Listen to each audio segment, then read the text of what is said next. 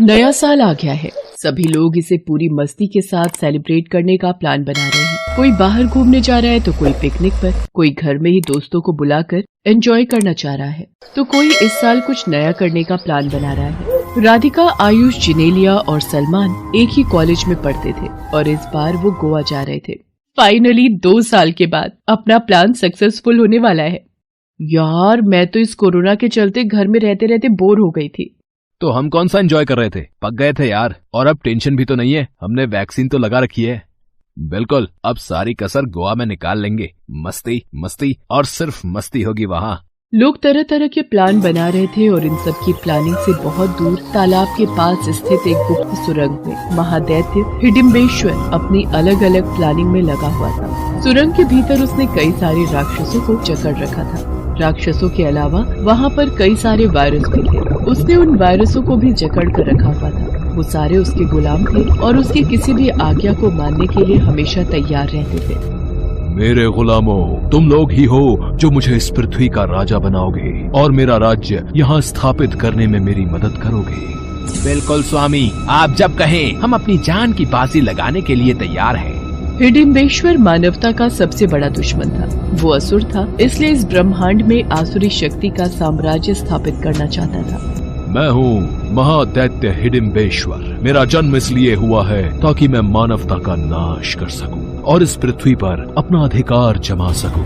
कहते हैं महादैत्य हिडिंबेश्वर दैत्यों का सबसे बड़ा राजा था। हिडिंबेश्वर की एक इच्छा थी। मैं चाहता हूँ कि मैं एक ऐसी शक्ति का निर्माण करूँ जिसमें समस्त दानवों की ताकत हो और जो मानवता और मानवों का सबसे बड़ा शत्रु हो, जिसकी शक्ति के आगे अच्छे अच्छों के पसीने छूट जाएं। हिडिंबेश्वर ने अपने मनोरथ की पूर्ति के लिए साधना शुरू की। हिडिंबेश्वर इतना क्रूर था कि उसने अपने परिवार के लोगों को भी नहीं छोड़ा और उनका रक्त भी उन काली शक्तियों को प्रसन्न करने के लिए इस्तेमाल किया और अंततः एक दिन काली शक्तियाँ उस पर प्रसन्न हुई। आंखें खोलो हिडिंबेश्वर, हम तुम्हारी साधना से प्रसन्न हुए। हम तुम्हें तुम्हारे मनोरथ को सिद्ध करने का वरदान देते हैं। जाओ, आज से तुझमें असीमित शक्ति होगी। हिडिंबेश्वर को अपनी ताकत का बहुत घमंड हो गया था। उसके पास इतनी शक्ति थी कि वो तो हाथियों तक से भर चुका। अपनी शक्तियों के बल पर वो लोगों को रौंदता हुआ बढ़ रहा था, लेकिन कई 100 साल बीत गए, वो पूरी दुनिया पर अपना कब्जा नहीं जमा सका। उसे लगता था कि ये दुनिया बहुत बड़ी है, इसे पूरी तरह से जीतना मेरे अकेले के वश का नहीं है। मुझे कुछ ऐसा करना होगा, कुछ ऐसी खोज करनी होगी जो मैं यहाँ बैठे बैठे ही पूरी दुनिया में तबाही मचा दूं। उसने एक बार फिर से काली शक्तियों की आराधना की और उनसे नई शक्तियाँ मांगी।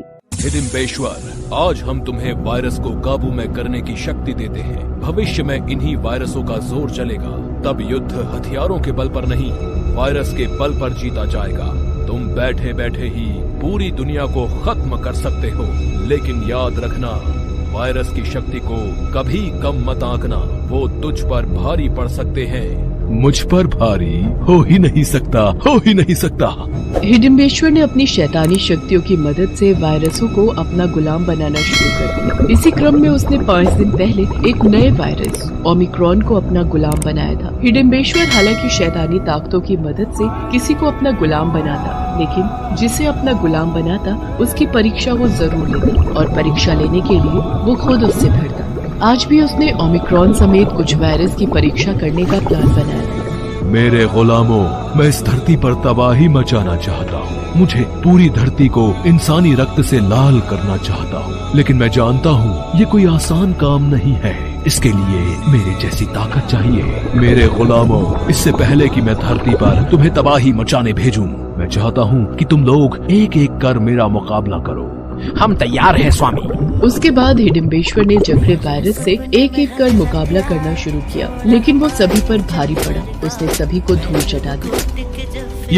यही ताकत है तुम लोगों की। तुम जैसे कमजोर और असहाय वायरसों के बल पर मैं ये दुनिया जीतने से रहा।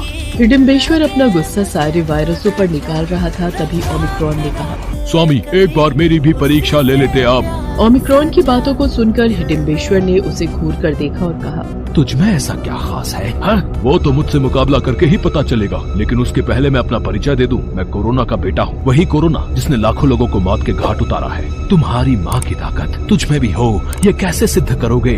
मुकाबला करके स्वामी, मुकाबला करके। आइए दो हाथ करते हैं। ओमिक्रॉन और हिडिंबेश्वर का मुकाबला शुरू हुआ। हिडिंबेश्वर ने पहली बार ही ऐसा दांव चला कि ओमिक्रॉन को उसने जमीन पर पटक दिया।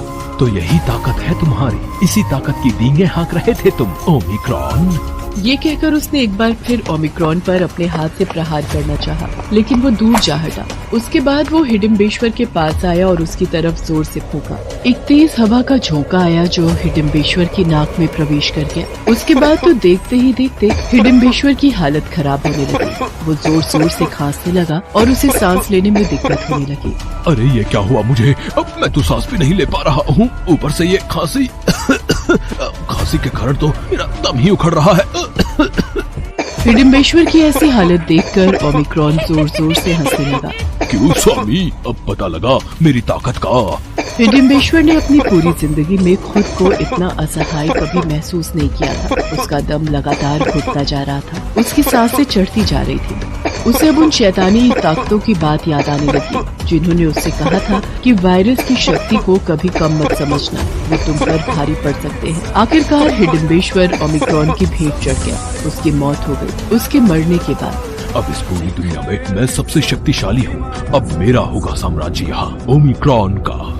उसके बाद तो ओमिक्रॉन ने तबाही मचानी शुरू कर दी। अपनी माँ कोरोना वायरस की तरह उसने भी सैकड़ों लोगों को बीमार कर मारना शुरू कर दिया। क्या अस्पताल, क्या घर, क्या सोसाइटी, क्या सड़क, सभी जगह लाशें ही लाशें दिखती और लोगों के रोने की आवाज आती। माँ, पापा, उठो ना आप लोग। मुझे किसके भरोसे छोड़ दिया आप लोगों ने।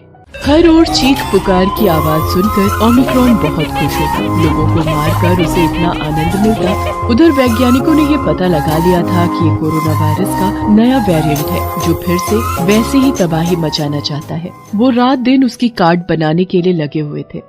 राजशेखर, इस वायरस को लगता है कि वो पहले की तरह ही लोगों की जानें ले लेगा। उसे अपनी शक्ति पर बहुत घमंड है, लेकिन शायद उसे ईश्वर और विज्ञान की ताकत का पता नहीं। ईश्वर ने बहुत मेहनत से ये दुनिया बनाई है और ये वायरस अभी इतना ताकतवर नहीं है कि ईश्वर की बनाई दुनिया को वो खत्म कर दे। गोपालन राजशेखर से ये कह रहा था कि तभी राजशेखर खुशी से चिल्ला पड़ा। गोपालन, ये देखो, ये वैक्सीन इस ओमिक्रॉन वायरस को न सिर्फ कमजोर कर रही है बल्कि इसे मार भी रही है। ये होगा हमारा बूस्टर डोज। गोपालन ने भी जब ये सब देखा तो खुशी से उछल पड़ा। उधर भी चारों दोस्त राधिका, आयुष, जिनेलिया और सलमान जो गोवा से अपने घर वापस लौट रहे थे, तभी उनका रास्ता ओमिक्रॉन ने रोक लिया। सब मरेंगे, कोई नहीं बचेगा मुझसे। मैं हूँ कोरोना का बेटा, सबसे बड़ा डॉन, ओमिक्रॉन। ओमिक्रॉन को देखकर चारों दोस्तों की घिघी बंद गई। वो उन पर हमला करने ही वाला था कि तभी राजशेखर और गोपालन दौड़ते हुए उनके पास गए। ओमिक्रॉन कुछ समझ पाता उससे पहले उन दोनों ने ओमिक्रॉन पर वैक्सीन का वार कर दिया। ये क्या है ये क्या चुभा दिया तुम लोगों ने मुझे? मैं जिंदा नहीं छोड़ूंगा तुम्हें। अब तुम किसी का कुछ नहीं बिगाड़ पाओगे, ओमिक्रॉन, कुछ नहीं। वैक्सीन अपना असर दिखा चुकी थी। ओमिक्रॉन तड़प रहा था और तड़पते उसने दम तोड़ दिया। दोस्तों, एक बार फिर से ओमिक्रॉन हमें डराने आ गया है। संयम से काम लें, मास्क पहने, सैनिटाइजर का इस्तेमाल करें और हाँ, वैक्सीन जरूर